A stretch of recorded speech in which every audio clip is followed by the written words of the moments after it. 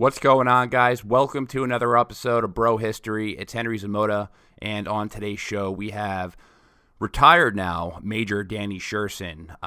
For those of you who don't know, this is the third time Danny has been on the show. Danny is a combat veteran. He served in Afghanistan and both Iraq. And we had a pretty intense conversation today about a lot of different things. We spoke about his experience in East Baghdad, and then we dived into some other historical topics. But not only is Danny a combat veteran and a former officer, but he's also a historian. He taught history at West Point, just a very bright guy. You can find his podcast, A Fortress on a Hill, and his book, Ghostriders of Baghdad, Soldiers, Civilians, and the Myth of the Surge. So on this interview, we kind of just started talking right away. Didn't really start it at any proper place. So I'm just going to start this right now. I hope you guys enjoy it.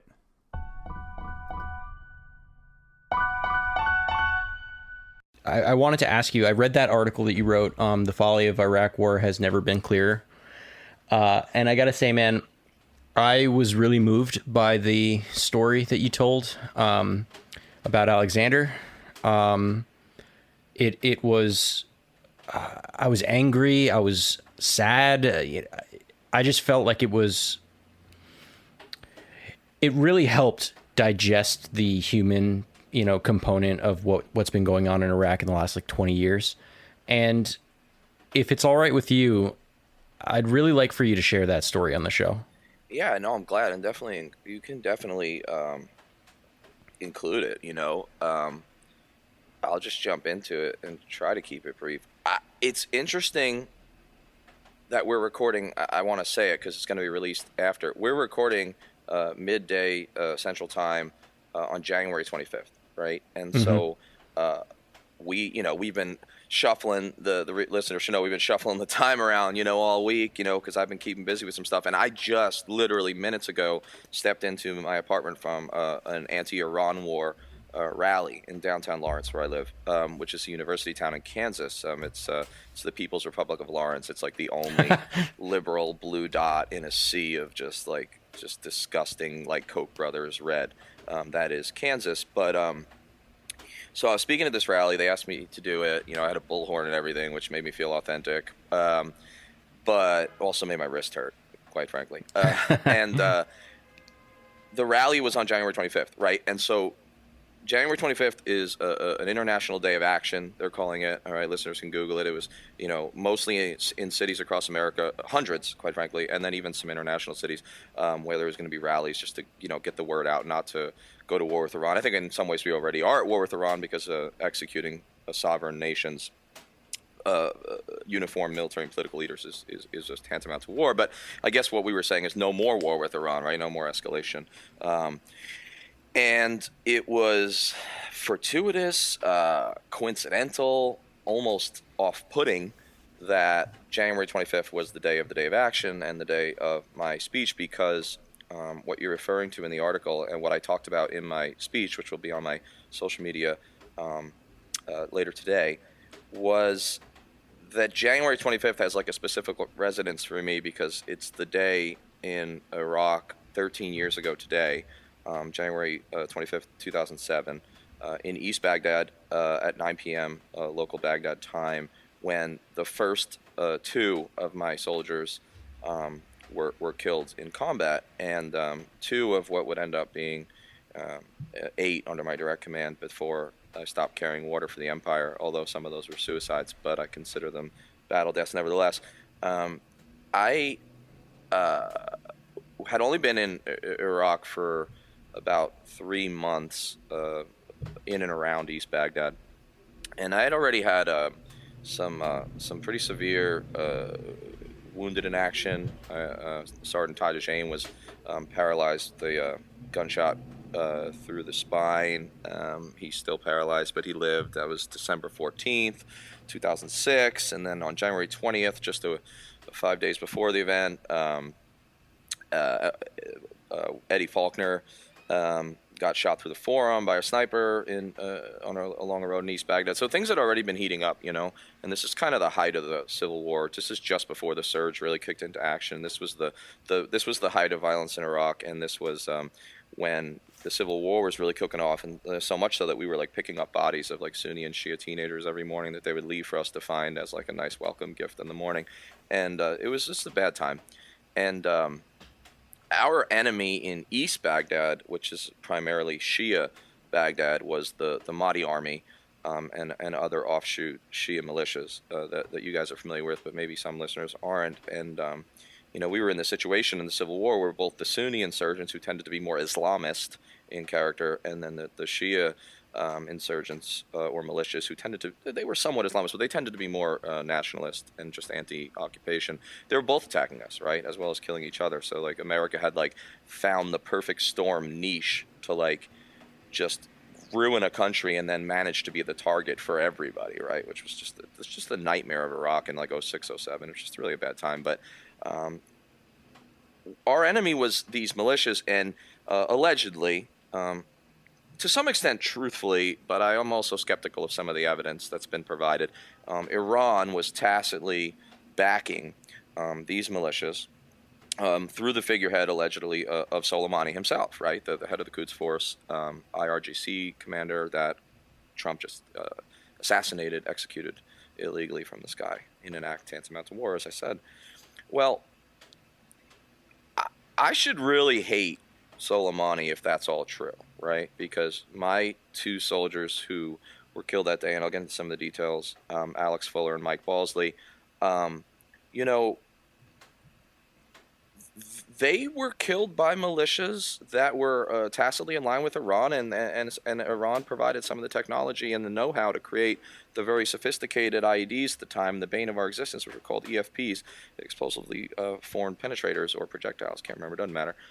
They were basically copper slugs that fired like missiles and can actually pierce the armor of a tank. Well, I was stupid enough to choose like recon cav stuff, so like we had Humvees, I was light cav, so if it can pierce a tank, it turns a Humvee into Swiss cheese, right? So we were terrified. I mean, it was so bad. I mean, so many limbs were getting taken off that guys were actually like riding in their Humvees with like their legs and arms like spread apart like in an unnatural way, because they were just hoping they'd keep like one limb rather than if their legs were together they lose both. So it was bad. And I worked for just like a typically mediocre and obtuse captain, mediocre careerist, unimpressive, do whatever the boss wants, get through the tour with a good OER type guy. And our colonel had like made this rule about like how many patrols had to be done a day, and like how we had to like cover around the clock, like always having people in sector, like the very opposite of like what doctrine says, right? Because even then doctrine said that presence patrolling was like ineffective and stupid, and every patrol should have a targeted purpose, a mission, right? But anyway, for all intents and purposes, we presence patrolled. So I had gotten instructions to roll out the night of January 25th at about 9 p.m. or I guess we left about 8:30 or so. I don't really remember. It's kind of a haze, but we had a curfew in place in Baghdad. The army did, because we essentially had martial law, like foreign imposed martial law, which is like what we were doing. And so there's no foot or street traffic, right? Vehicle traffic at night. And so, what this, this ended up being kind of counterproductive though for Americans, because, the most effective detonation method was the passive infrared laser, because you can't see them. And so what would happen is, they no longer like had to press the switch and time it right, or put like a relatively obvious pressure plate on the ground that you might be able to see. The passive infrared, it really never failed. And once your truck broke the passive infrared, it was going to take a direct hit from these EFPs if they were correctly placed. And by that time, they were getting some pretty good expertise. So, the logic was, hey, look, driving at night is crazy. It's nearly suicidal, right? Because we can't find the EFPs, we can't see the passive infrared, and our armor can't stop them. So it's a suicide pact. But you know how the army is. And so I tried to explain to my boss, first rationally and then irrationally, screaming at him back and forth. I was a new first lieutenant, less than 2 months, and scout platoon leader. And anyway, we just like yelled at each other, and he was like, "Fuck you," like the colonel said, and I said, "And I'm tired of your attitude, and you're gonna fucking go on this patrol, or I don't know, whatever, something bad's gonna happen. You're gonna get like a frowny face sticker or something, or court-martialed. I don't know, doesn't matter. So I was in a bad mood. I was already pretty like dirty shirt, dirty hat lieutenant, disgruntled by then. And I was not in any mood for small talk. But my favorite soldier, Alexander Henry Fuller, he's from New Bedford, Massachusetts. He's my favorite soldier, right? Like, I loved him. Like, I knew his wife. He was 21. He came from a very, very horrible background, alcoholic mother. She's dead now. Brothers in and out of prison, drug dealers. He was a drug dealer when he was young, before he decided to join the army, and his sister was doing time for like assault on a police officer in like a Florida pen. So like this guy had nothing, but the army was his everything, and he loved it. I mean, he really did. I mean, he was going to stay his career. He never understood why people complained about the army. Well, his wife was pregnant. She was very young. He was 21. I think she was 19, Stacy. And anyway, he's like, sir, like, he's got this like Boston kind of like street accent or whatever, and he was like, yo, sir, you gotta show you these pictures. And I was like, not in the mood for small talk, but Alex is my guy, you know what I mean? Like, I used to like buy him Burger King when he was broke, because his wife spent all his money, we were just very close, too close, right? Fraternization nearly. But yeah, that's just how I was, and I had more in common in my own background with kids like that than with most of my fellow officers, so I really connected with him, but which was really a bad decision ultimately. But yeah, so he showed me these pictures of Stacy, and he's like, "Oh my God, look how beautiful she looks. That's my baby in there. It's a girl. We're gonna name her Alicia, because I wanted to name a boy Alex, but it's a girl, so I was gonna say Alicia. That's close." And I was like, "Man, that's great." I was really happy for them. Anyway, we like mount the trucks up after I get my little spiel patrol brief, and Alex had been on my crew. He'd been my gunner for like the longest time, like throughout training, NTC in the first few months in Iraq, but he had like recently been promoted to sergeant, like 3 waivers below average. Like, he was so quickly promoted, it was ridiculous. It was the fastest promotion in I think the squadron at that time to sergeant. But he had begged me for a couple of months since he made sergeant to like let him be the dismount team leader, right? Like the guy who hops out of the back seat and takes control of the other small number of scouts who just sit in the back seat and like do the raids and shit, like kick in doors and pull security. He just wanted to be a badass, So I eventually relented. I didn't really want to, because he was a good guy to have on your crew. Plus, I just liked talking to him in the truck. So he was in the lead vehicle, back left seat. This guy, Mike Balsley from California, dad was a Vietnam veteran, nice guy, nice kid. He was relatively new to the platoon. He was the driver. And then Richard Dux Dazinskis was up in the gun.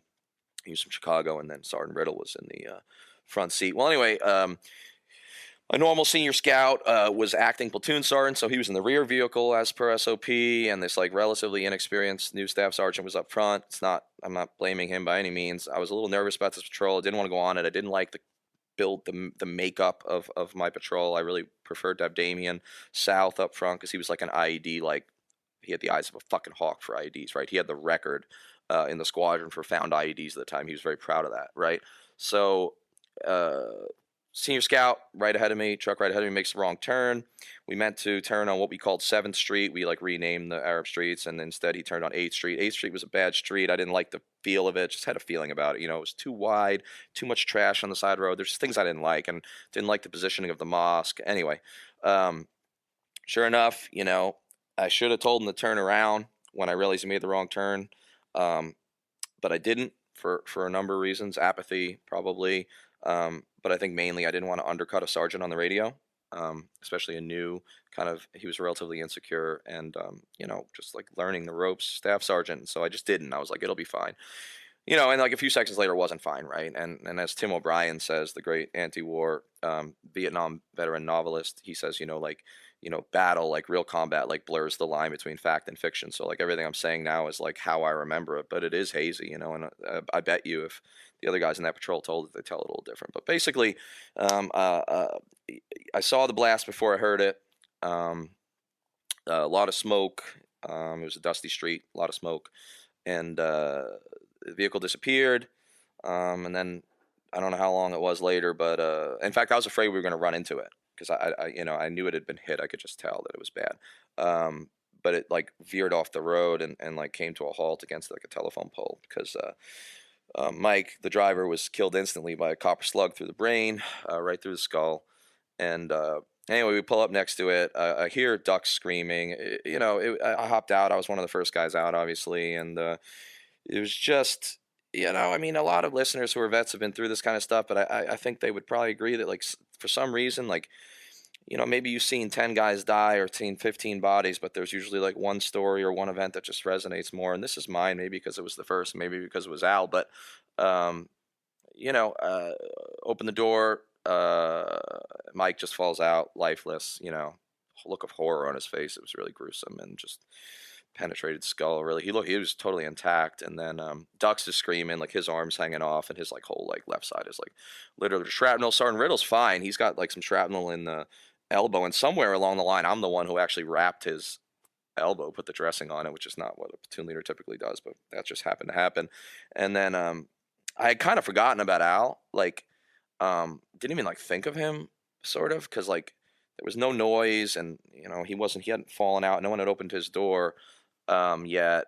And then it just occurred to me, like, oh fuck, like Al, Fuller's in the fucking truck. And I just looked in, and I wish I didn't, and I've really never seen anything before or since like this. And I've seen the aftermath of a lot of blasts, including like car bombs and marketplaces, yeah, no, he was a pilot, like chopped me, like unrecognizable, I wish I didn't have pictures of it, but I do, because one of my buddies who took over the scene took them. I really should delete them. But nevertheless, it was a horrible thing, and life kind of stopped for me in that moment, and I know I'm rambling, so I'll bring it to a close. But, Ducks ended up keeping some of his arm. I mean, pretty well deformed, but he lived, and he's okay. And he lives in Chicago on a full disability and all. But, that's the moment. And I wrote this in my book, and it really pissed off a colonel who read it, who also taught at West Point in another department. In fact, he like confronted me about it and told me I was a bad officer, but because I had written and I meant it, that like, maybe not intellectually, and maybe not necessarily in terms of like leadership, but like viscerally in some way, like that's the moment I stopped growing, like as an officer and like as a person, like it just, time froze, and I just stopped, like, and in a weird way, like in an awful way, but I think also in like a paradoxically and at the same time beautiful way.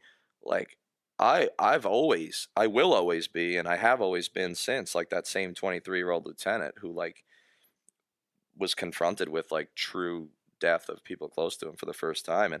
And what only made it worse is that by then I knew that the war was unwinnable. I don't know that I'd come to the realization that the war was immoral, or yet that the war was immoral, or that the war probably was like one of the great disasters in the first place that shouldn't have been waged. But I definitely by that point knew it was unwinnable, or felt that it was, and I think I've been proven right by that. So yeah, all that just added up, and that was January 25th. So I told that story in much more brief fashion through a bullhorn today, and it was about the Iran war, because that's what the rally was. But my point was like, look, like all this rhetoric from Trump and from certain fucking Republican veterans in Congress,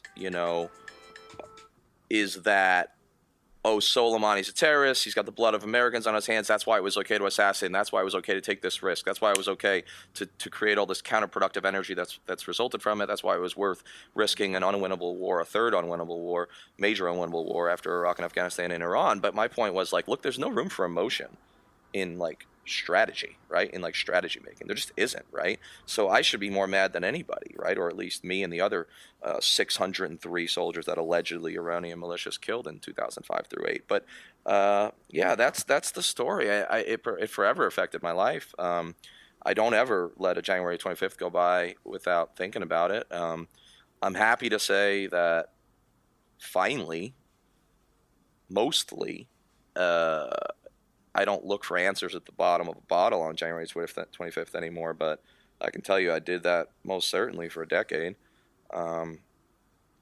Yeah, that's the story. And I think despite my verbose proclivities, I do think that there's a greater macro story to my micro story, because it does touch on issues of like not only the Iraq war, not only like leadership and what it's like to sacrifice, and which kind of kids do the dying, right? Like poor kids, often from bad families, but also just the way it relates to this whole Iran debacle and the possibility of this new war. So with that, I really am going to shut up and let you guys take this conversation whatever direction y'all want. So I think a big part of the issue is that most people are pretty utterly without context when it comes to the Middle East. You either have people who look at the Middle East and they're apathetic towards it. I would say that would be the majority of our country. They're pretty much apathetic. The second group of people, they just see a bunch of pissed off Muslims and we have to protect ourselves from radical Islam. And then there's a third group that, I think knows some stuff. They know that there's Sunnis and there's Shiites and there's different countries that are involved, but this third group will tend to associate every single act of violence from a Shiite as something that Iran was involved in. So I want to peel this back a little bit, and just for listeners who may not be, like, for first time listeners or people who may not be familiar with the sectarian divisions within Iraq and how Iran gained all this influence in Iraq in the first place, because in the 80s they were at war with each other. So we've been trying our hardest to explain, what happened after the invasion of Iraq. So I was hoping that you can come in and kind of expunge upon this point that the U.S. empowered Iran and Iraq when they removed Saddam Hussein. I wrote in my book also, and in several articles, like, who won the Iraq War, right? And I like the American invasion of 2003. Of course, there's been a million Iraq wars, but like, who won the 2003 Iraq War? Like, what was the result? And it's a hypothetical, but also like flippant trick question. But the answer is emphatically Iran, right? Iran. I mean, the Iraqi people lost, right? Maybe 1 million died. The low count is 244,000 right now, right? But it's probably closer to 1 million. Civil war broke out. So the Iraqi people lost, right? They still live in chaos, largely. It may not be quite as bad as it was when I was there, but, ISIS was the outgrowth of all this. So the Iraqi people lost. We know that, right? The American people lost because we spent, 3 or 4 trillion so far on that war, and 7,000 dead Americans, and, everything that comes with, like, the taking away of civil liberties when a country stays at war indefinitely. But so who won? Well, Iran kind of won, at least in a strategic sense. Why? Well,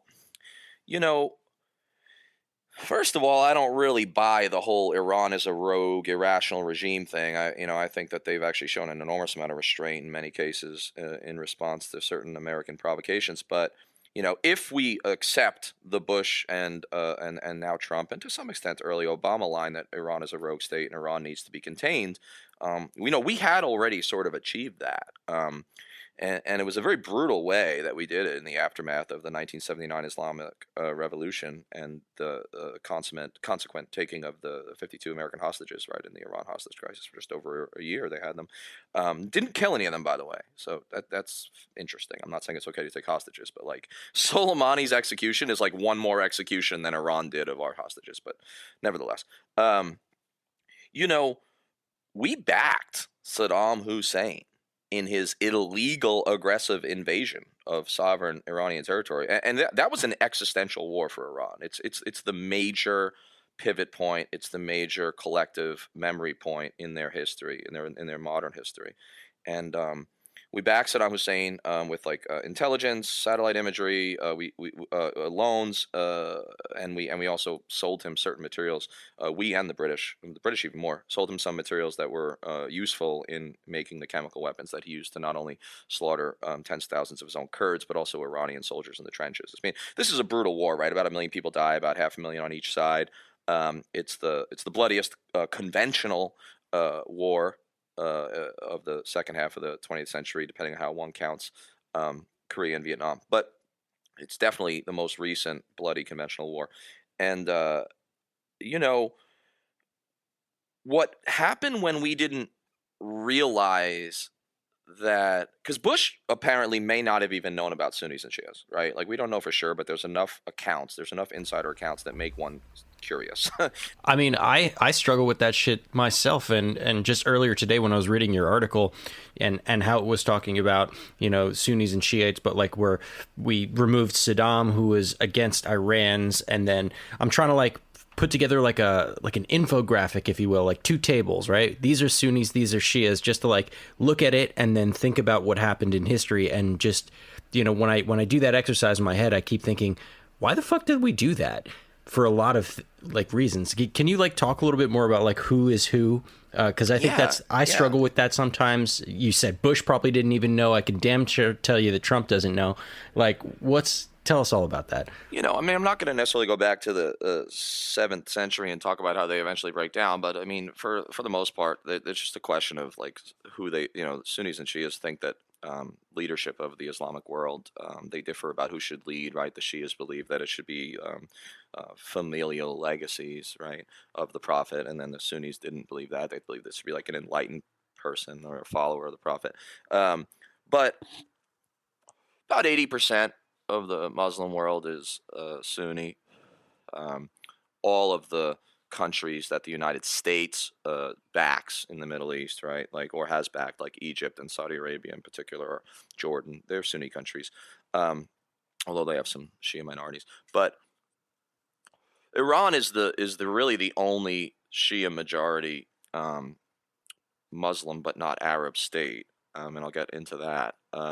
Besides like Bahrain and Azerbaijan, but like in terms of important states, I mean, there's like 80 million people in Iran. It's a big country, right? It's like 3 times the population of Iraq.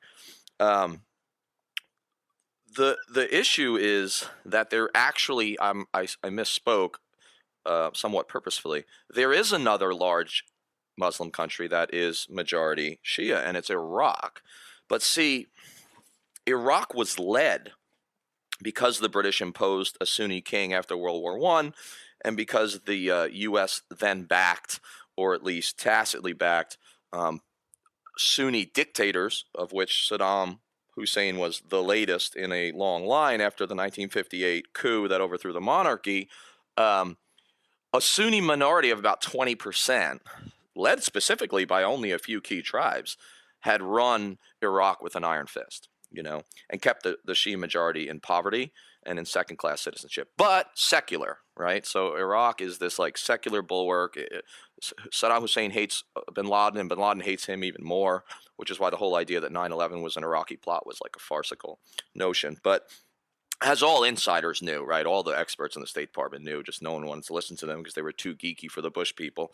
But so what happens now with the invasion of Iraq is that because Bush and American internationalists or interventionists in the Wilsonian ideal more generally, they pay lip service at least to the notion of majoritarian democracy, right? Even though America doesn't have one of those because of this electoral college thing, but I digress. So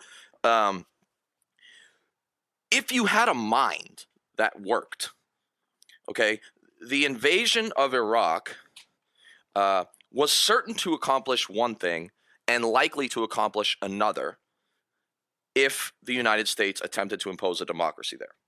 Okay, so the thing that was definitely going to happen is the Shias were going to run the government, right? Because even if the Sunni 20% and the Kurdish 20% allied, which they wouldn't because they hated each other from the days when the Sunni Saddam like gassed the Kurds, even if they were to combine, like they're going to lose as long as the Shias vote as a bloc, which they've tended to until recently, right?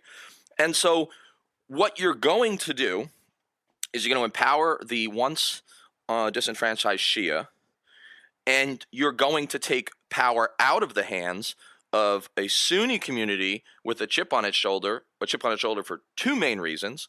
One, they got used to ruling the country since 1919, right? So they're used to being the elites. So they're going to be upset. They're going to oppose the American intervention because it takes power and food, literally, wealth out of their mouths. Well, the second reason is because Iraq is an interesting little place. It's got a lot of oil. It's got a lot of natural wealth. The problem is that geographically, all of the oil fields are in two places. The south of Iraq is where most of it is, and the south of Iraq is almost completely Shia. And then the rest of the oil is up in like Kirkuk in the northeast, which is almost mostly Kurdish. So the Sunnis, despite having power handed to them by the British and a legacy of state, torture and state terror, had maintained their hold on power. Taken in a rational view, the Sunnis had always been playing with a losing hand. the Sunnis have always been sitting on a losing hand because they live in the west of the country, which is mostly more barren, and also, even in the more fertile areas, just lacks natural resources. So the Sunnis had every reason to oppose the American intervention. So the thing that we could be sure of is that the Shia would take power, the Sunnis would rebel, and they would never accept American occupation. And so immediately, almost immediately, by the summer of 2003, we're talking like 3 months after the invasion is over, there's a massive Sunni nationalist and then eventually morphing into Sunni Islamist insurgency. So that was certain. The second thing that was probable and ended up happening to any reasonable insider, analyst, expert on the Middle East was that a civil war was likely to ensue because of the dynamics I just described. And that, of course, is precisely what happened. Now, where does Iran fit into all of this? Well, Iran is the beacon of Shiaism, right, of Shia power in the Middle East. All the other countries mostly have Shia minorities, or they're very small countries if they have a Shia majority. So Shias are traditionally powerless, right? They're disenfranchised minorities in their country. So the dream of Shia power, the dream of even Shia equality, has really only manifested itself to the average Arab, to the average Muslim, in the form of the Islamic Republic of Iran. So there has been some admiration for Iran. This, despite the fact, and this is important, that the Iranians, and I wonder how many Americans know this by percentage. Actually, I don't even want to know because it's so low.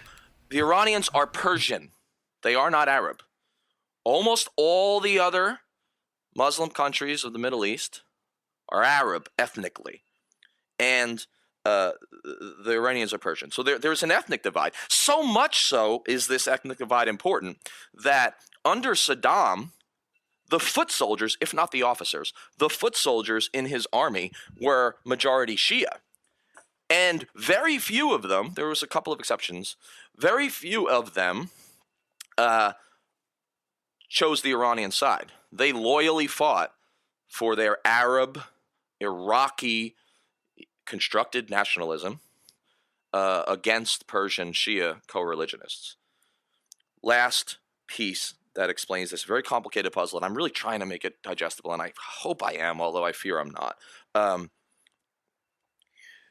There was a political elite among the Shia, the disenfranchised Shia, okay, an opposition set of parties, the Dawa Party and the Supreme Council for Islamic Revolution in Iraq, which SCIRI used to be. Scary. Yeah, scary, right? They've changed their names a few times. Those two organizations, the leaders of them, fled Iraq in the wake of the Iraqi invasion of Iran, and many of them, most of them, moved to Iran, took the Iranian side, and even sometimes raised militias like the Badr Brigade of Iraqi Shia to fight for Iran. Now, they were not the majority, but they were the most organized and astute politically. So what happens when Saddam Hussein's government is overturned and the Shia take power in the first national elections, first legislative in 2004, first local in 2004, and then national parliamentarian in 2005. Two things happen. The Shia come to power, of course. Another thing happens. The Sunnis boycott the election, right? They boycott the election because the insurgents told them to. We'll kill you if you vote.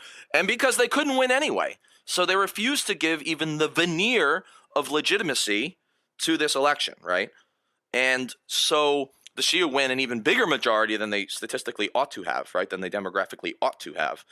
And who are the major political leaders and parties that run and win? Well, the ones that were already organized. And these are the traitors from the view, especially of the Sunnis, but even the view of many other Iraqis, the traitors who fought against their own country in the Iran-Iraq War. Meaning that when guys like Maliki, who becomes one of the strongman prime ministers, and most of the prime ministers have been from Dawa, the Dawa party, when they take control of the Iraqi government, the web, the tentacles of Iran through their previous relationship are just built in.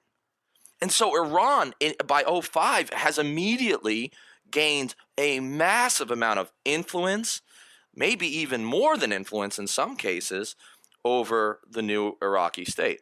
So it's almost like there had been some sort of macabre conspiracy on the part of the Bush administration. There wasn't. They were just dumb. But it almost appears as though there was a macabre conspiracy to like hand Iraq politically to Iran on a silver platter, at least when it came to political influence.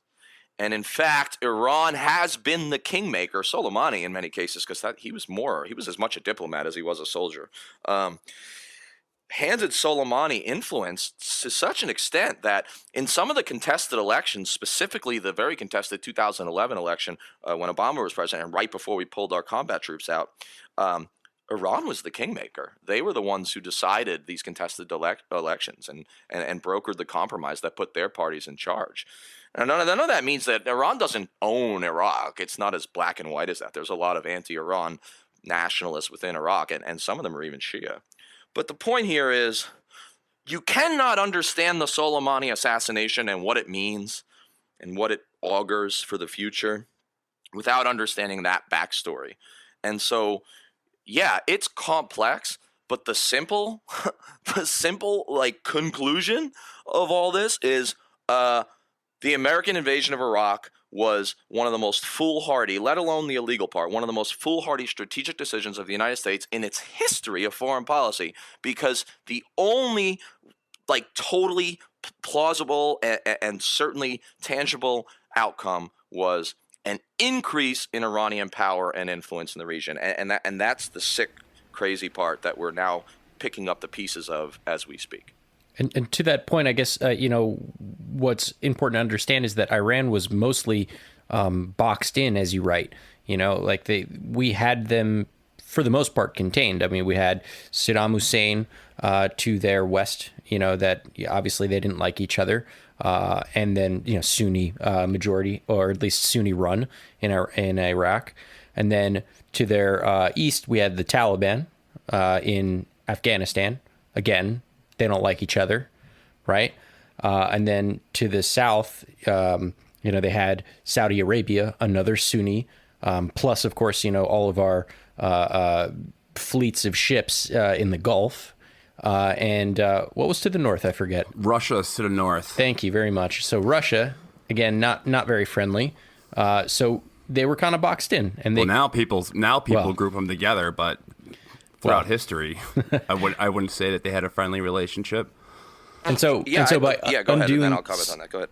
Yeah. Sorry. So by undoing that eastern, side of the box, the Iraqi, the Sunni-led Iraqi dictatorship, we basically, opened up Pandora's box, right, for Iran. And if you're like, an anti-Iran, Iran's the boogeyman kind of person, or at least if you believe that, then technically you should be on the side of not invading Iraq, right? Absolutely. That's why I say this is the kind of shit that fuels conspiracy theorists. Like I have like my own theory on conspiracy theorists. Like one of the things that drives conspiracy theories is like bad behavior and absurdly ill-informed decisions. Like I don't usually believe in conspiracy theories. I'm more of an Occam's razor guy. But when an administration like Bush or Trump, when one of those administrations so misunderstands and so misreads like the strategic calculus, like the geopolitics in the region, that they actually hand a victory to their like sworn enemy, then it does like drive or manifest itself in conspiratorial thinking. But yeah, no, I mean, absolutely. Even after we hand influence in Iraq to Iran, one could argue, and I'm going to, that the situation that Trump inherited regarding Iran was totally acceptable from a strategic, regional, and contain Iran standpoint, right? We're going to take it at face value now without even digging into that, at least for now. We're going to take it at face value that Iran is evil. If that's true, I would argue that Trump actually inherited a totally acceptable situation that he then just totally blew up through his own insecurity, need to undo everything Obama did, because, you can't do anything that the black Muslim guy did, even if without a birth certificate or whatever. You can't follow anything he did, even if it was rational, because he's your nemesis. But like Trump, through his like ignorance, laziness, and insecurity, has found a way to blow up the situation. So why do I say that? Why do I say it was a totally acceptable situation? Well, it's pretty simple actually. To the north of Iran are the former Soviet republics, of which Russia has an inordinate amount of influence, and Russia itself, quite frankly, right? I'm going to table that for a second, but let me just say, contrary to popular belief, Russia and Iran have a tortured relationship, okay? And I'm going to get into that. So they're boxed in on the north. On the east, we have Afghanistan, which at the time of Trump's inheritance still had 10,000 American soldiers and just an enormous infrastructure of just like intelligence and air power and drones and special forces. And then of course to the south is the Fifth Fleet in Bahrain, like the most important and powerful probably American fleet outside the Pacific, if not even more so. And then of course to the west, Iran had influence in Iraq, but we had our soldiers back in there because Obama went for round 2.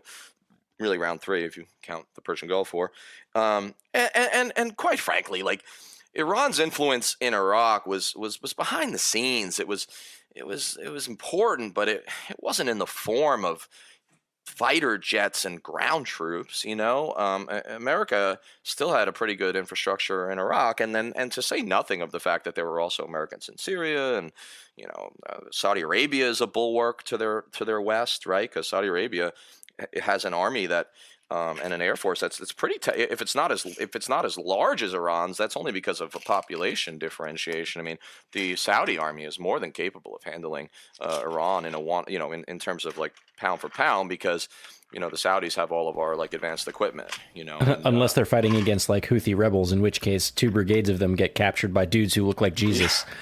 Well, and that's a fair point that raises questions. You make a good point, because that raises some like serious questions about like the efficacy of like conventional military power in the Saudi hands, and the ability to like suppress a nationalist movement or an ethnic insurgency, which I think is nearly impossible in the 21st century, if it was ever possible, which I don't think it really was, not without extermination.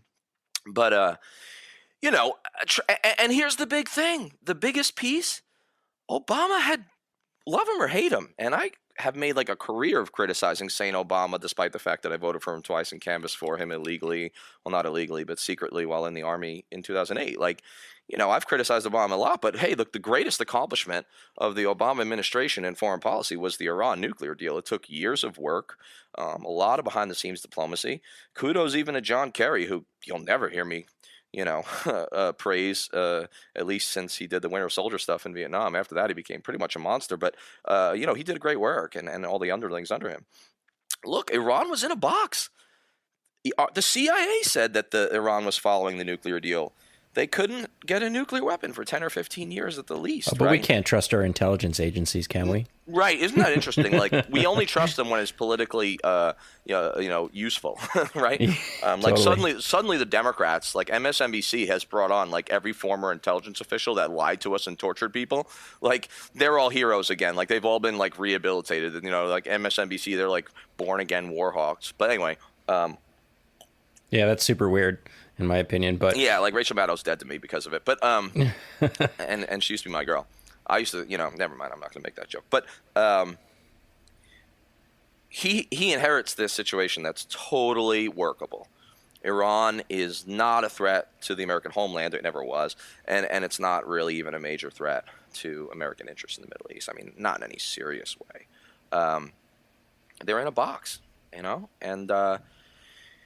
Well, the biggest, the original sin for Trump, of course, is pulling out of the deal, unilaterally, even though all of our European allies stayed in the deal because, well, the Iranians were following it. So in some ways, we actually broke the contract. I mean, I don't know if that's illegal, but it's certainly not recommended.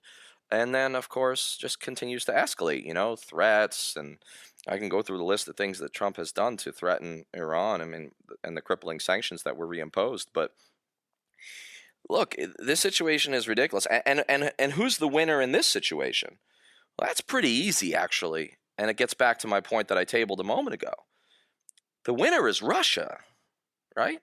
And again, so if you buy the Russia is evil story, and I don't buy that either, but we'll assume it, why in the world would you want to drive the Russians and Iranians into one another's arms? Now, it's become popular to think that they were always allies, Russia and Iran, but that's ahistorical, which is to be expected because the mainstream media has less understanding of history than your average fifth grade student who's coloring the stars on the map of the American Revolutionary battles. They don't know shit about history. But there is a relevant history, including the fact that in the 18th and 19th centuries, Russia and Persia, right, as it was then known, fought a series of border wars, right, most of which went poorly for Iran. And then in 1943 or 4, Russia invades northern Iran in order to help protect oil fields, and the British invade the south to keep them out of Nazi hands or whatever. Or at least that was the ostensible reason. And Russia doesn't even want to leave Iran. The Americans actually basically forced them out through a diplomatic struggle in 1946. But Iranians hated Russia for that. I mean, they saw it as a violation, which it was, of their sovereignty, and they thought it was the Russian bear bullying them again, which there was a history of that happening. So these are not natural allies, right? They're natural rivals, religiously, ethnically, and just in terms of geopolitical interests. So the best way to drive Iran into Russia's arms is to back them into a corner, and Russia, which stayed in the deal, and China too, sees America as the aggressor, Iran as the victim, which I think is actually an accurate description, even if Russia and China use that for their own sometimes nefarious purposes. But yeah, that's the big winner, right, is Russia, and the minor winner is China. And so what are we doing, guys? That's I just wrote an article for Tom Dispatch that's been floating around the nation and the internet, and even got some commentary in France. I didn't even bother reading or Google translating it because the French are sufficiently liberal compared to us that I'm sure they love me. But my article was called "The American Chaos Machine" because what I've argued since 9/11, but what I particularly argue with regard to Iran, and it's based on what I've just been saying, is that every single move America has made in the Eastern Middle East, right, in the eastern part of the classic Middle East involving Iran and Iraq, has been so wildly counterproductive that it's almost hard not to think that we were trying to shoot ourselves in the foot. And so that's the point. And so if you buy the line that Iran is bad, and if you buy the line that Russia is always being aggressive, then every Trump policy and the policies to some extent of his predecessors, especially Bush, all it really achieved was to empower Iran to a certain extent, and then certainly to gain its sympathy and support among the other great powers on the Security Council with whom we have a tortured relationship, in this case specifically Russia and China. Danny, what do you think of this? And I'm wondering if you agree with this. A template that I try to explain the modern Middle Eastern politics between Sunnis and Shiites, I try to compare it to Europe in the 16th century between Catholics and Protestants and within Germany. It started out as maybe sectarian differences, just like the Sunni and Shiite, in terms of Catholic and Protestants, whether, the difference is, should you have a direct relationship with God, or should there be a hierarchy with bishop and a pope? In the case of Islam, it's the lineage of Muhammad, but it ends up being really what tribe is really in power of the government. Do you think that's a pretty good way to comparing it with the period of the 30 Years' War? Is that a good way to compare the modern day Middle East? Yeah, I've made that point a number of times. I mean, people like my father, who is a big trumpeter, but people like my father and the Fox News crowd, and I would say specifically a fairly large group of Americans who are relatively unsophisticated but vaguely anti-Muslim, and they'll say things all the time, and I'm sure you've heard this, like, oh, forget the whole region, like they're medieval, they're backwards, like you're never going to fix them. Well, I don't really subscribe to that. Now, I do subscribe to the theory that you're not going to, quote, fix them, but I also don't think that America should be in the business of, quote, fixing anyone else, but especially when it has, like, its own problems, including, like, the greatest mass incarceration rate in the world. But, what I often point out is, like, if you subscribe to a linear theory of modernization theory, like modernization development, whether it be for countries or, in this case, for religions, what I like to say is, like, well, Islam, kicks off, right, about 600 years after Christianity, right, which puts them, right, on the scale, right, of development, assuming that the Christian model of linear development, well, assuming it's even linear and assuming that all other religions follow that model, if you assume all those things from a, social sciences perspective, they're basically in, like, the 15 and 1600s in Christianity, right, give or take. A little bit earlier, but we'll say the 15 and 1600s. Well, why do I pick the 15 and 1600s? Because, like you said, those are the eras of Europe's religious wars. And the 16th century saw brutal wars, mostly internal wars, like especially in France. They had a brutal civil war, right? Same Bartholomew's massacre of, Protestants, all that. And then you have a divided Europe in 1618 through 1648 fighting a probably the most destructive war for civilians in modern European history, right, until World War II. Germany never really recovers its population. By some accounts, like about 30% of Germans died, mostly from famine, but that was war-induced stuff, So what do you have, right, in Europe at that point, right? You have several countries that are fairly homogenous by 1618, fairly religiously homogenous as either Catholic or Protestant, right? And then you have a few countries, Germany being the heart of Europe geographically, but also in terms of being internally divided, right? Because, like, Germany, like southern Germany is, super Catholic, right, to this day. And northern Germany is, like, super Protestant, right? And so the battleground for the 30 Years' War is Germany, just like I would argue the battleground for the civil war within Islam that's happening is Iraq, right? And it makes sense because Iraq, like Germany, is the biggest state that is internally heterogeneous and divided by sect, right? And in this case, sect and ethnicity in Iraq, which just adds to the complexity. And so what you had was, it's remarkably similar. Like, let me paint a picture of how remarkably similar the 30 Years' War is to the war that's waging in Iraq, which I would argue is being fought really between Saudi Arabia and Iran as proxies. Okay. France is Catholic by 1618. They've massacred their Huguenot Protestants, and the ones that didn't get massacred in a near genocide moved mostly to America, actually, and other places as refugees. So you got Catholic France with all its armies, allied with Catholic Austria-Hungary, or at that time the Austrian Habsburg Empire, right? Also allied with Spain, right, which at that time had very close ties to the Habsburg Empire in Austria. So those three major states, right, are, sending their armies into Germany to try to eliminate Protestantism in northern Germany, which was beginning at that point to spread south.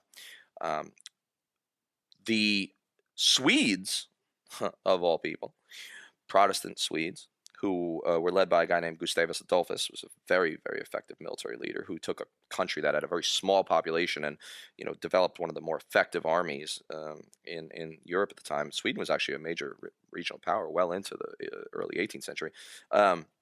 Sends an army to defend the German Protestants. So you got these German Protestant armies with, like, their Swedish proxy backers and actual army backers, and they're fighting it out in Germany. And like I told you, like, maybe 30% of Germans die in this, like, civil proxy war that all the great powers involved in. Well, like, look at it today. What do you have going on in Iraq? Well, you have maybe not as many overt armies from the Middle East, but certainly air power, intelligence, spies, Proxy militias, forces. proxy forces. You got Saudi Arabia and the UAE, right, the key Sunni states of the Persian Gulf, backed by an American army, right, which actually did invade Iraq.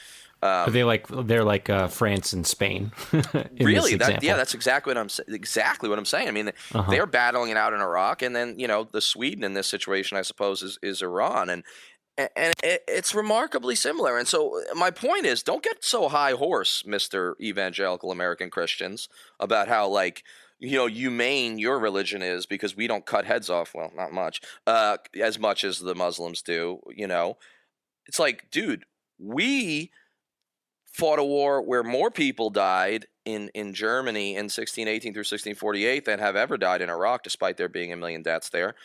And it's like, we've been through these convulsions as well. And our religion, or the religion of the West, if you believe that we have a state religion, the majority religion, was equally bloody.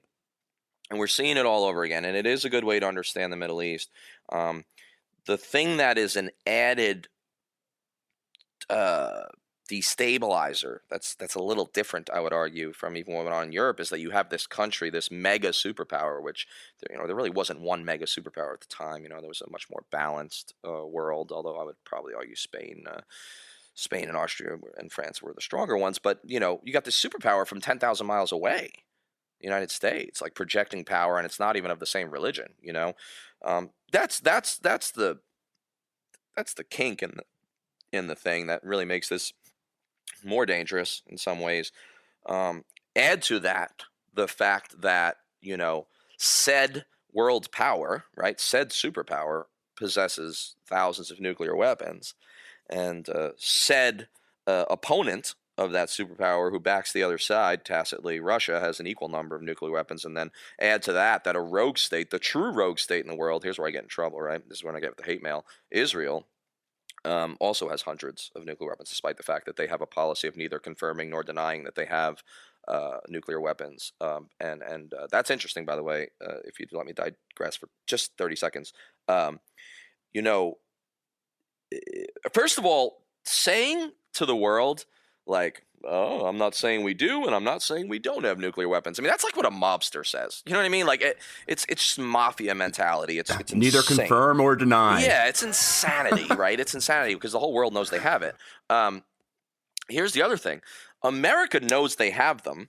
I've read the recently declassified documents where Kissinger is like talking to like other people on the National Security Council, and then when he's Secretary of State, talking to other people in the State Department, all these like classified memos where they're discussing what to do with all this intelligence they have that has been confirmed that Israel is developing a nuclear arsenal, a sizable one, in the late 60s and early 70s, right? Now, here's the thing. A decision was made, and we have this on paper, to pretend that we don't know for sure whether they have them or not. Why would we do that? Some people would say it's just to give them international legitimacy. That's part of it. But there's something called, I can't remember what the name of the act is, that was passed. And this act of Congress, which is still statute law today, says that the United States may give $0 military aid, $0 of military aid by law, to any state that is in violation of the Nuclear Non-Proliferation Treaty.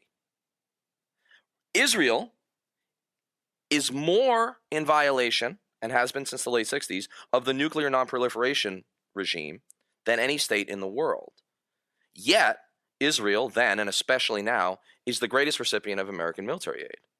I'm getting really heavy Eddie Murphy meme vibes where he's tapping his head going like, you can't violate international law if nobody knows you're violating international law.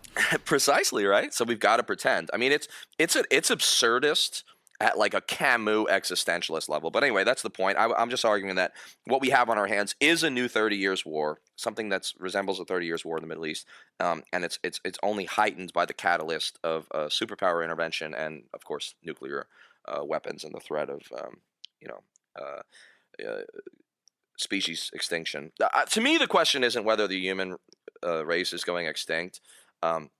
The question, and Vegas really should have odds on this because I would love to bet on something so visceral and existentialist, but like there really should be Vegas odds on like is nuclear is man-made nuclear folly going to extinct the species, or will it beat out climate change? You know what I mean? We should start betting on this. I think it would just be, to me, it would be I like that kind of dark, macabre betting. I was at a poker game the other day, and I don't play poker, and my buddies were saying to me, they said, now I'm just making jokes, but they said, "Oh, do you want to play poker?" I was like, "Nah, I don't really gamble much. I mean, at least not on cards. I prefer to gamble on people. Will my mom squander the rent money this month? You know what I mean? I'm just kidding, but bet on people. But anyway, the point is, this is a dangerous situation. Maybe we can pontificate or project a little bit. So if there is a parallel between the 30 Years' War and the current engagements in the Middle East, how did the 30 Years' War end? And how can we relate that to a potential end for, conflicts in the Middle East? The 30 Years' War ends largely in stalemate and exhaustion.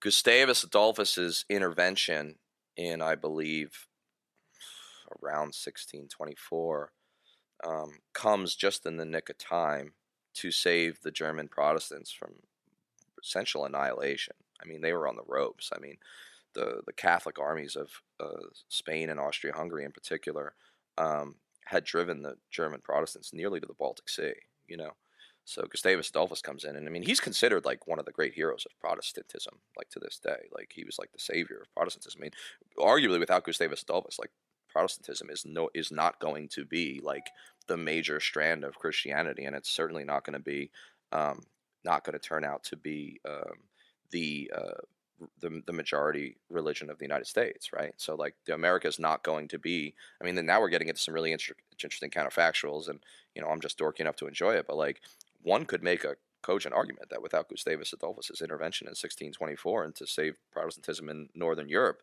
America does not become a WASP country, right? That's something interesting to think about, isn't it? But anyway, because Germans were the largest immigrant group in American history. But, he wins a few battles and saves the Protestants, but he dies. He dies a couple of years later, in a battle. And the Swedish army doesn't have quite as much effectiveness after his death because it's a small army and they didn't have as good of a leader. But, he was able to push back, the extermination enough that, the war turns into a seesaw battle of marauding proxy armies that devastate the German countryside, burning, slashing, murdering, and raping their way and causing famines and wiping out the German population. Like I said, it never truly recovered.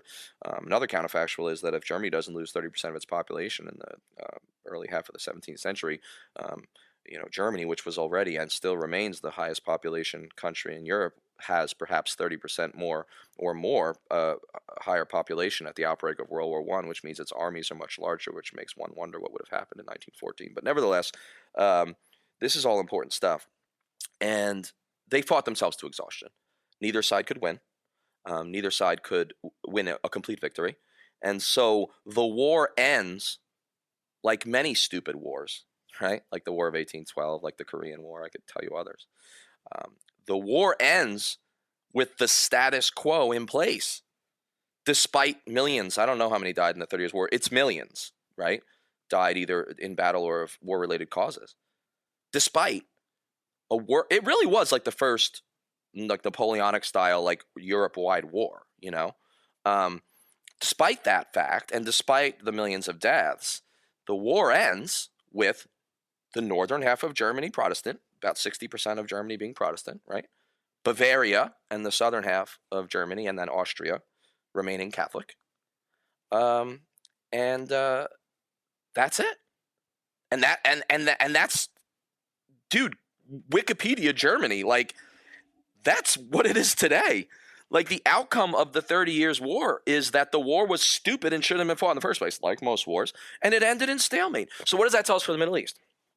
I think what it tells us is that this thing is going to run its course.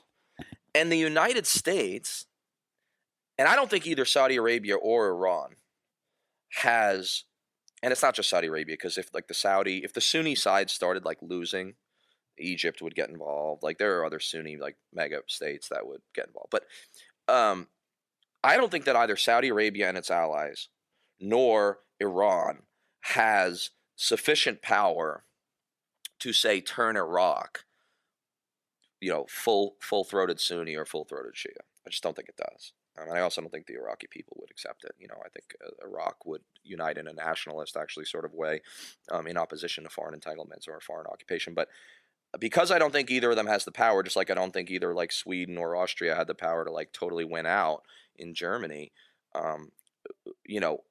If I'm the groundhog, seeing his shadow, I'm predicting, or not seeing shadow, I don't remember which is which. I'm predicting 6 more weeks of civil war, or 6 more generations of it. I mean, I think that's what's going to happen. I mean, it's the groundhog solution to internecine regional warfare, and I really do think that the question isn't whether this ends in some sort of basic status quo ante. The question is how long it lasts, and one of the determinants of how long it lasts is the extent to which the meddlers, the worst meddlers of all, who only catalyze and make things worse, right? That being number 1 culprit, the United States, number 2 culprit, Israel, and number 3 culprit, Russia. The question is just, how much worse do we make this global or this regional conflagration, and how much more risk do we take of it going nuclear or something close? And the people who are going to decide that mostly live in Washington, D.C. and in like Tel Aviv. Danny, let me ask you this. So there's an article that I saw on the Middle East Eye saying that U.S. is seeking to carve out Sunni state as its influence in Iraq wanes. Like, what do you think the likelihood of them carving out a Sunni state within Iraq is, or That at would be least in an like Western autonomous Iraq. Yeah. in Western Iraq? Does the U.S. want to carve out a Sunni state in Western Iraq? That's sort of the question, right? Yeah. Or will they? I mean, it's been a third option on the table for a long time, evidently, according to that article, but they never like accepted it as a reality because, as you pointed out, Danny, a lot of the resources, a lot of the oil, things like that is in the east and the northeast, so the only likely place for a Sunni state would be in the west, where there's nothing, and they would need to be propped up by, the West, literally, like Saudi Arabia for sure, but definitely also the United States, maybe Israel, something like that. We can get a Hashemite king to take over. Seriously, like whatever Just find a Hashemite king. Whatever happened to like monarchical solutions to problems? Those were the good old days. Just put a fucking Hashemite king on there. Everything will solve itself. I'm decidedly pro Hashemite. Yeah, I'm really into that. Look, there's some interesting shit that you just opened in this can of worms that I think is valuable, and I don't think people are going to hear on like any other podcast, because I've never had this conversation. I think we've gone in some really interesting directions. Now I may just think that because I'm a hyper geek, but I think I'm right. Then again, I always think I'm right. But anyway, Joe Biden, of all people. Joe Biden. Of all people. Yeah, I'm just going to lead with that. I'm just going to lead with Smiling Joe. Any conversation that starts with like fucking Uncle Joe is going to go off the rails. But Joe fucking Biden, of all people, Mr. I've been wrong about every single foreign policy decision since 1972. I gave a little medal to George Bush at an Eagles game. Right. Classic move. He said, he was one of the first people to say, once he was against the war that he was for before it, right? Classic flip-flopper. Once he was against the Iraq war, which he did turn pretty quick, I'll give him that. 2004. He didn't turn quick enough, but by 2004, he's pretty against it.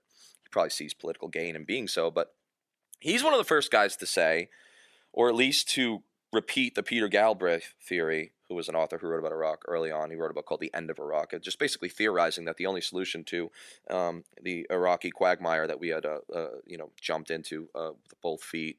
Actually, I think we jumped head first, while on heroin, into an empty pool. But nevertheless, when we did that, he basically said the only solution is 3 states, right? Like a division of Iraq into like a Sunni West and like a Kurdish North and like a vaguely Shia central and sort of southeast.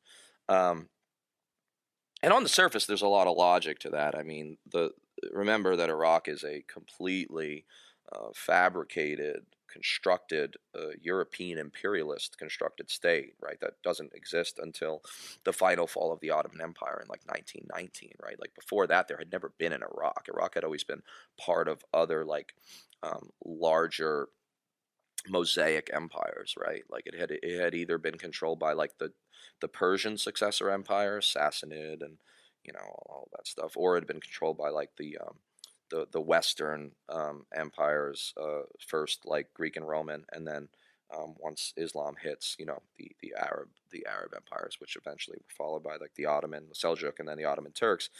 But so Iraq's always been like a pivot point, right? It's always been like a borderland. That's my point, right? Like this shit isn't new. Like ever since Iraq is conquered in the mid 7th century by Sunni Arabs, okay, it has been a battleground between the successor states of the Arab Caliphate, which in its final manifestation, imperially at least, was the Ottoman Turks, right, who were Sunni. It has always been a battleground with the Persian empires and their successor states. So we're talking, the Darius and like the Achaemenid Persians of like Greek lore, followed by the Parthians, and then of course the Sassanids. So it's always been a battleground. But my point is, on the surface it makes sense, because when the Ottoman Empire ruled Iraq, as well as the entire western half of the Middle East, or everything from Iraq to the Mediterranean, they ruled it in a series of like I can't remember what they called them, but they were basically like provinces, right? They had another name for them. Doesn't matter though, really. And they had different names. They were named after cities, actually. There was Basra, was the province that. Basra is a city in southern Iraq, but it encompassed essentially all of southern Iraq. And so there was like a local governor who ruled Basra, which was all Shia, right, mostly.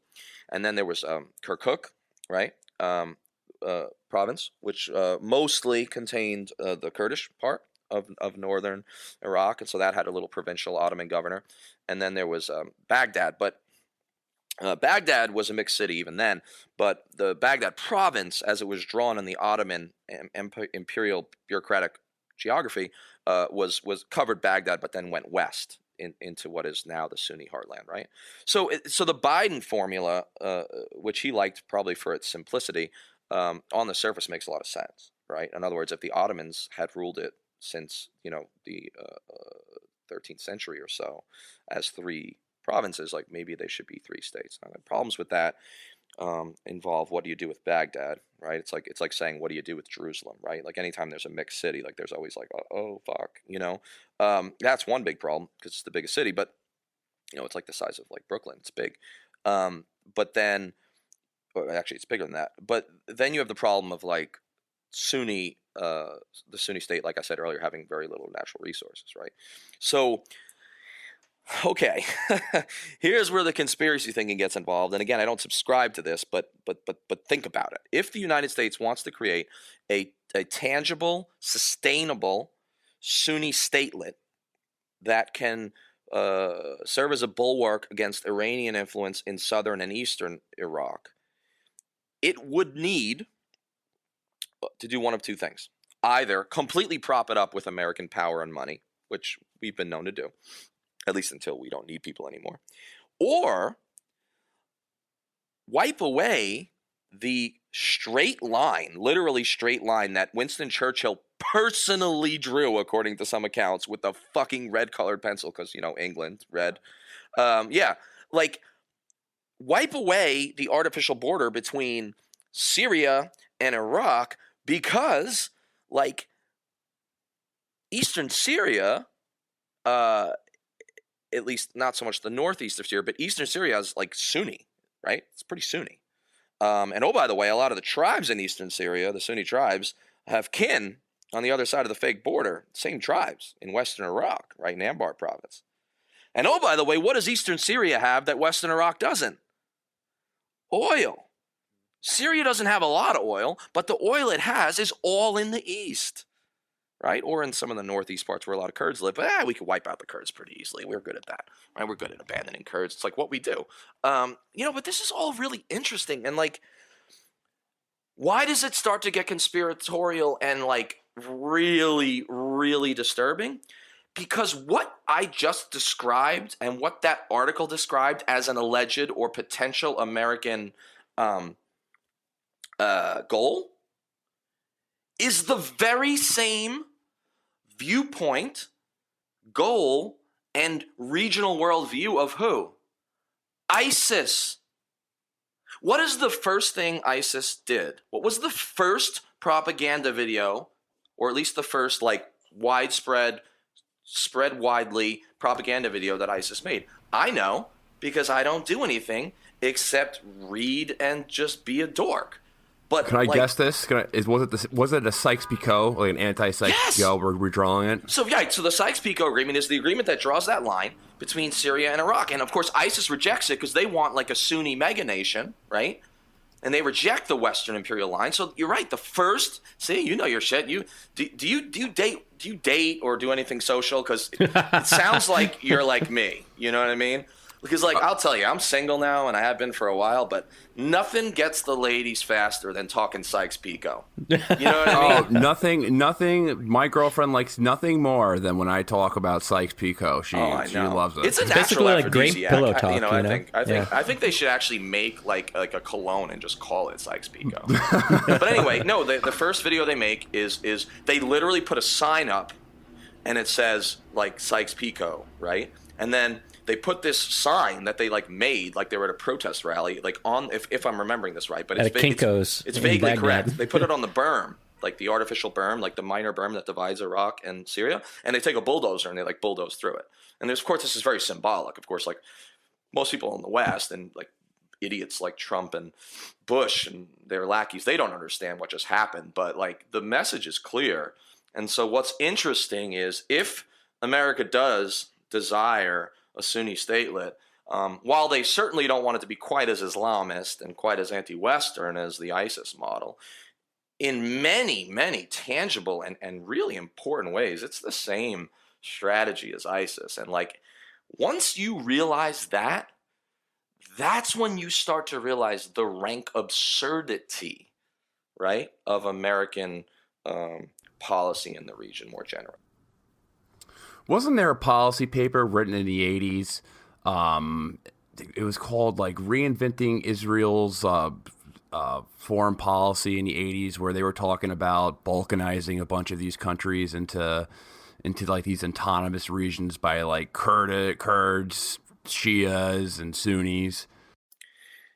Israel has like a complex, of course, right? Like any country that was like invaded existentially and at its birth, although obviously Israel does bear some of the responsibility for that. But I mean, the reality is, I mean, they really were invaded from their birth, and there was an existential threat to the Jewish state. And, of course, then there was another war in 56 and then another in 67 and 73. So those were the last of the major conventional wars of like Arab coalitions against Israel. But, Israel's got a complex, and the complex is the one that a lot of small states that have mean neighbors, right, or unfriendly neighbors have, which is it's the existential fear of being demolished. Now that's not really a viable fear anymore. It's not really like particularly logical, because like Israel's army is just so damn good, and they have so many nuclear weapons that they can't possibly be exterminated.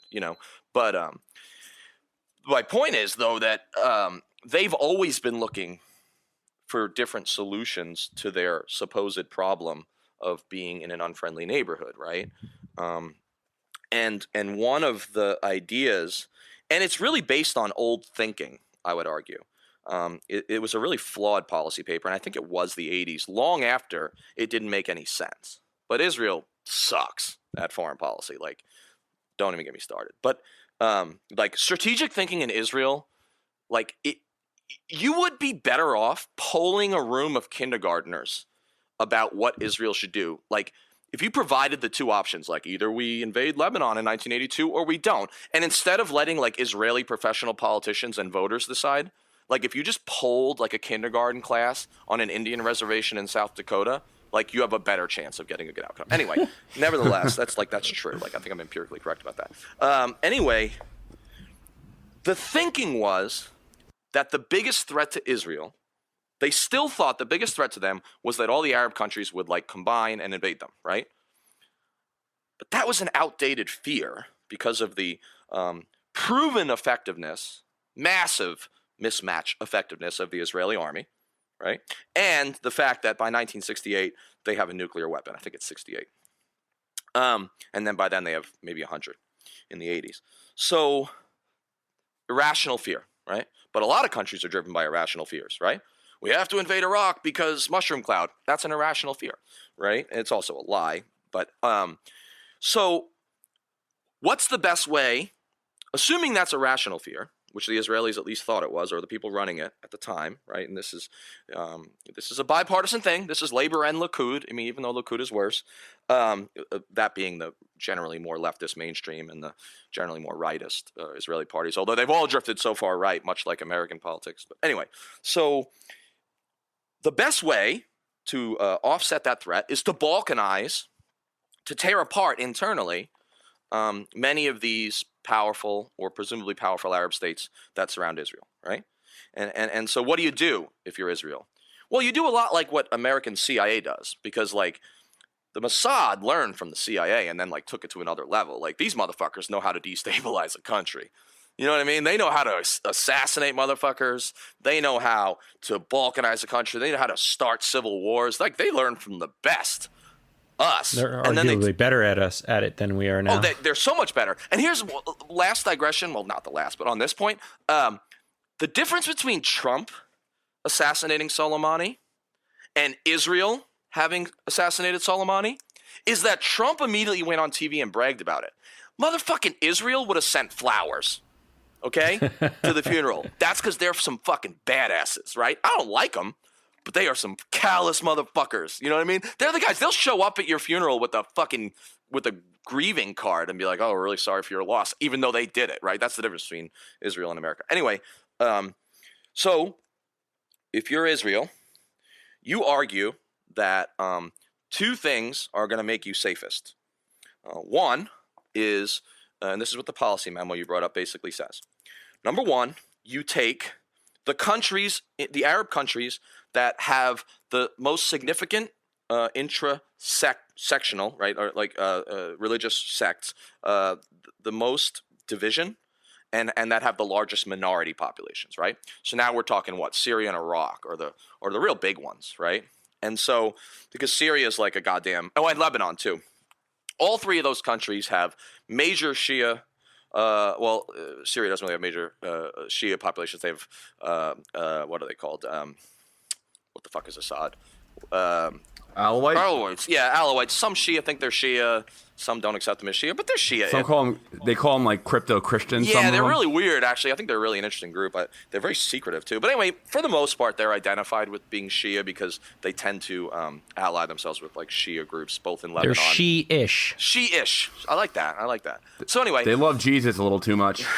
Yeah, they're a little too little into JC, but they're also into some other weird shit. But anyway, Lebanon and Syria, which touch you if you're Israel, and then Iraq, which doesn't touch you but has taken part in some of the invasions of Israel and was thought in the 1980s to have the most modern and effective conventional army in the Middle East, right?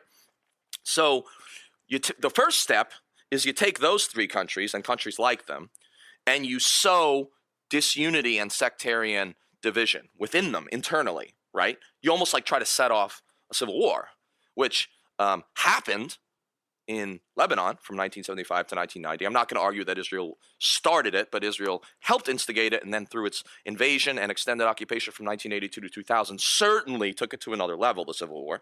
So it worked in Lebanon. Syria didn't really work in because the Assad family was able to rule with an iron fist, but Israel got what it wanted in Syria starting in 2011, and I'm going to make a really interesting point about that in a second. And then Iraq, it wasn't really able to because again Hussein held it together, but eventually America helped Israel by destroying that country. So that's the first goal. Now the second thing you do, because that doesn't cover every country. What are you going to do with Saudi Arabia? What are you going to do with Jordan? What are you going to do with Egypt? And Egypt's the big problem because they got a big army, right? even though they got fucking waxed by the Israelis like several times. But Egypt did give them a scare in '73. So what you do with those countries is, they're more homogenous, so it's harder to sow like a civil war in those countries between Sunnis and Shias. But what you can do is instigate or at least support an inter-regional, right, an interstate, TER, right, an interstate Sunni-Shia division, where like Iran is at the throats of Iraq, for example, and of course Iraq at the time was supported by all the Sunni states, right, Saudi Arabia, UAE, Kuwait even. So they did achieve that, 1980 to 88, right, the Iran-Iraq war. So like both Iran and Iraq stopped being major threats to Israel when they're fighting an existential war to the fucking death that kills 1 million people, right? Israel wins, so that worked. And then America comes in like in the Bush years, and like Bush was like the dream of like Israeli rightists. Like he was their dream guy until Trump. And then they were like, man, we thought we had it good with Bush. This Trump guy, you know what I mean? Like he's taking it to a whole other level, like he wears lingerie every night. Like the relationship is just getting better. Anyway, like this is what went on.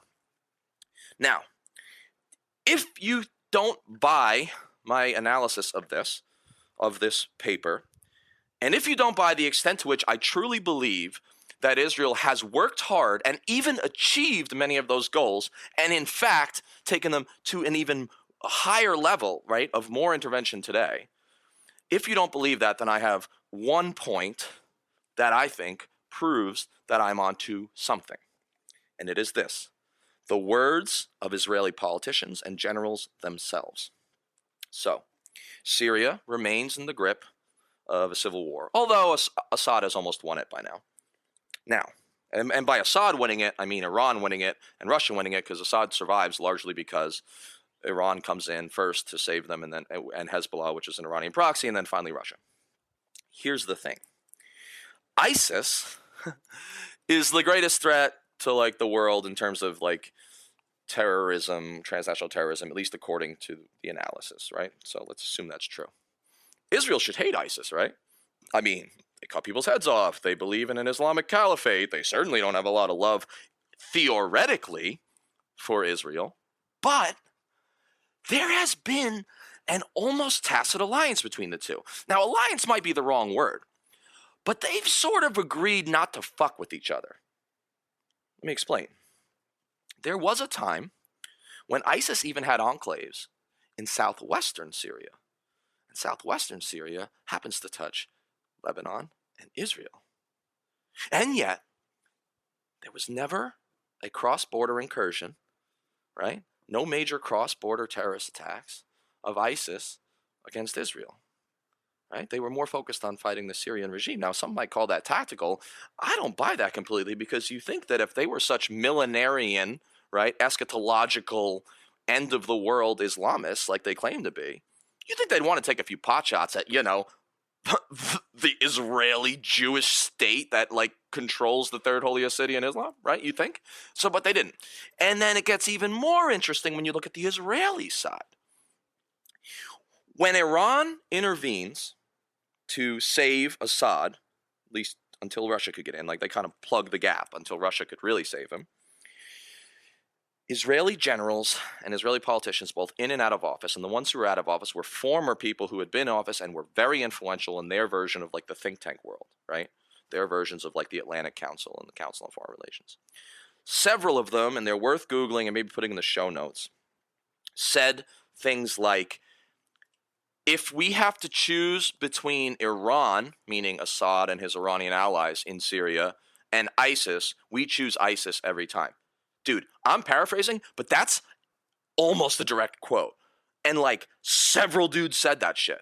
So you've got this situation where Israel is like, yeah, we'll deal with ISIS. Like, we're cool with ISIS. Like, if it, we're, as long as Syria stays unstable, in other words, we'd rather an unstable, grips of the throes of civil war, divided Syria that purportedly can't threaten us. We'd rather that, even if it means that ISIS continues to exist.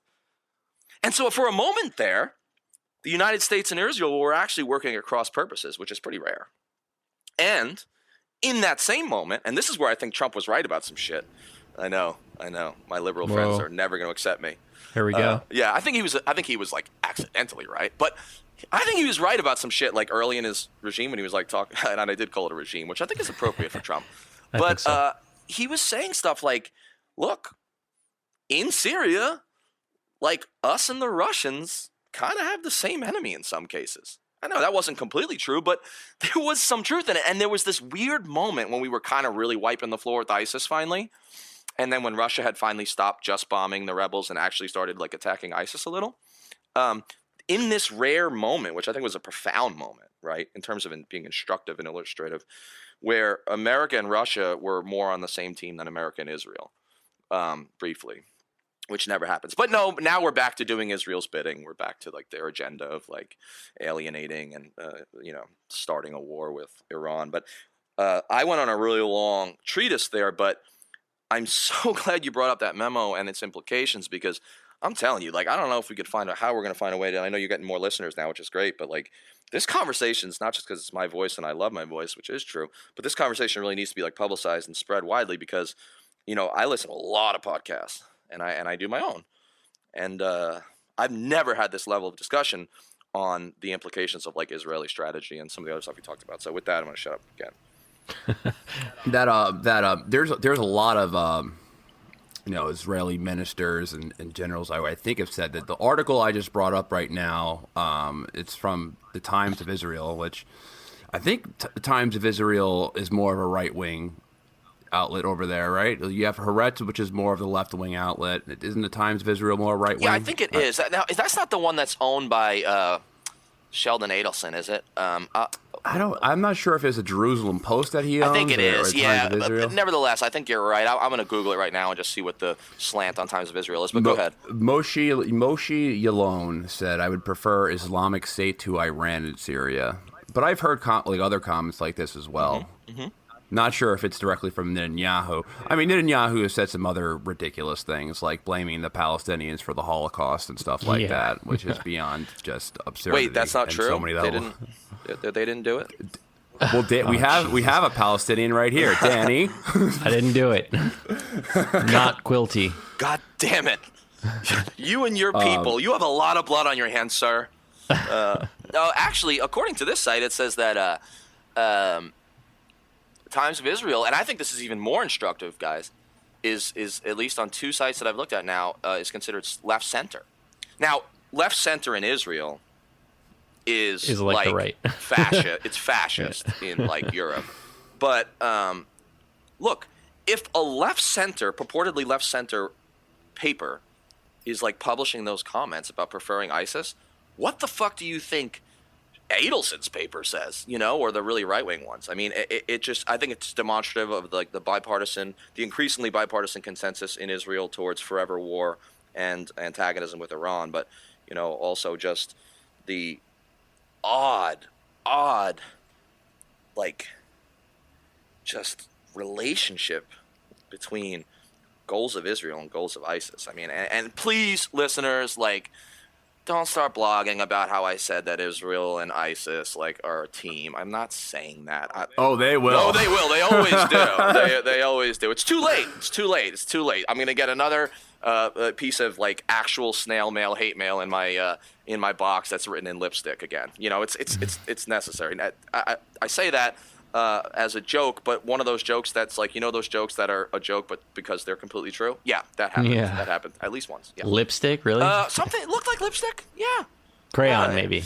No. Too greasy for crayon. Unless it was like maybe pastel, maybe. Pastel, but it was clearly written by a really, really like deranged person. It looked a little bit like a hostage note.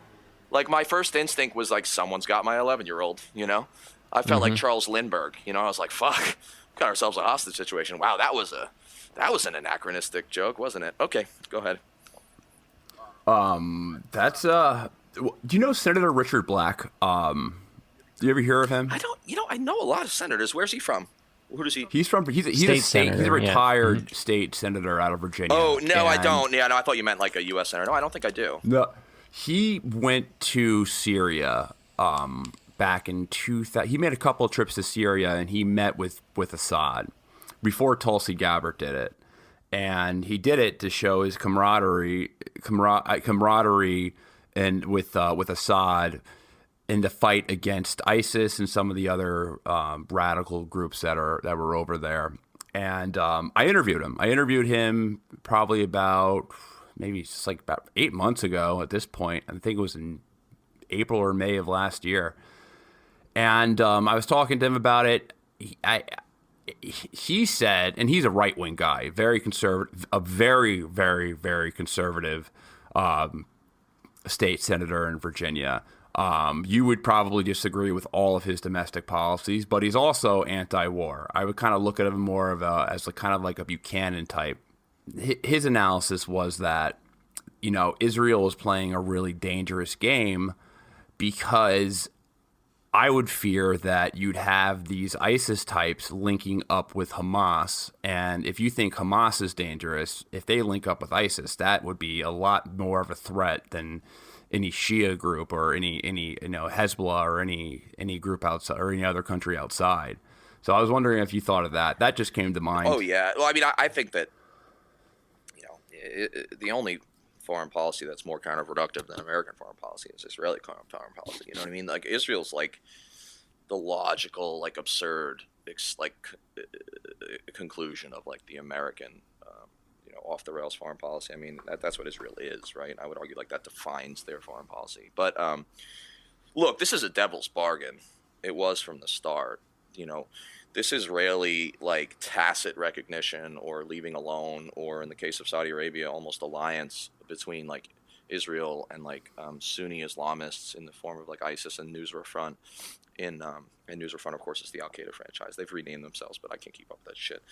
In Syria, and then they also now are like they're really close with Saudi Arabia, right? Which is odd because like Saudi Arabia like cuts girls' heads off for sorcery, so like they're pretty Islamist, which is usually a good way to know just how Islamist you are.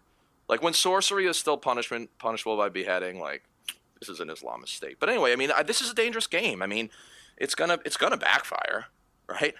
It's a Faustian bargain ultimately, because you're absolutely right. Like this kind of behavior, just like when we backed the Mujahideen in Afghanistan, because I'd argue there's a lot of similarities between us backing the Muj, who become the Taliban in Afghanistan, and Israel, like backing like Saudis and their proxy forces, and then like tacitly leaving alone like Nusra and ISIS, and even encouraging them to some extent.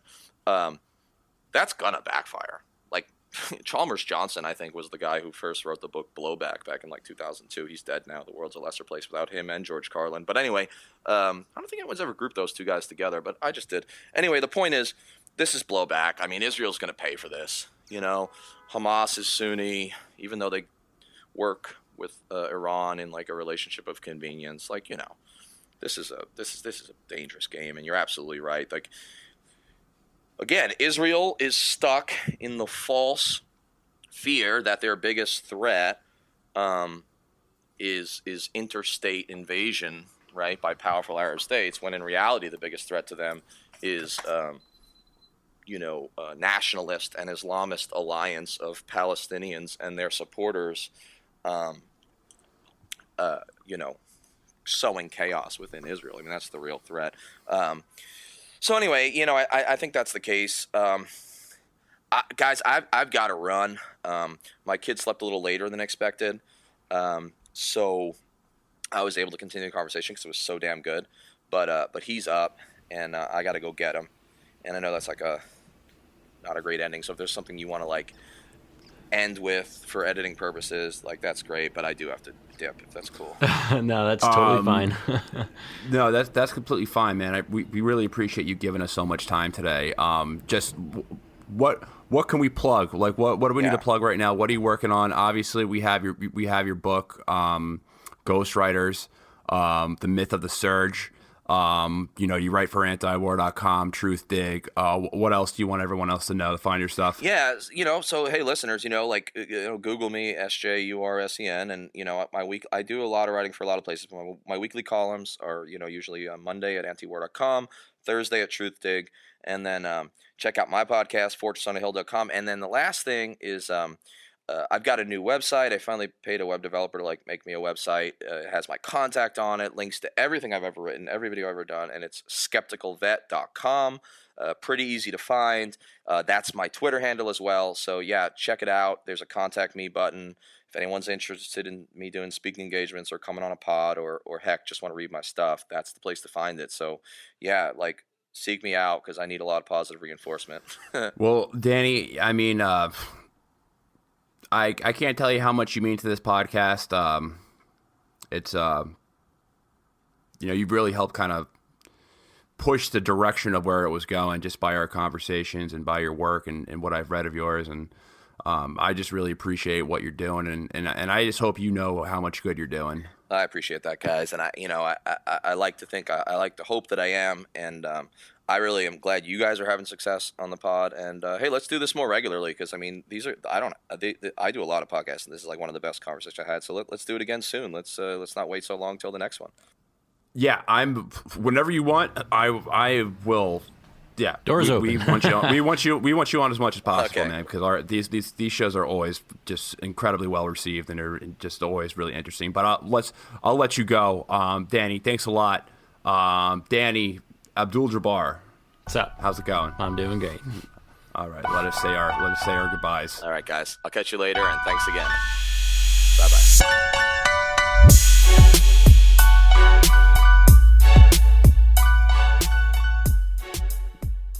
All right, so if you're still here, just want to give a quick reminder. We do have a Patreon account with Bro History. We haven't been that active on it over the past couple of months just because we've been busy, but we plan on putting a lot more content on it. So if you go to our Patreon, you'll see content. We're working on different incentives. Still kind of a sandbox right now, but we very much would appreciate the support. I think we're going to be utilizing either Slack or Discord across the Patreon. But click on the link. I'll have it in the show notes. Be more information, and then check out some of the other episodes that we posted on there. Peace.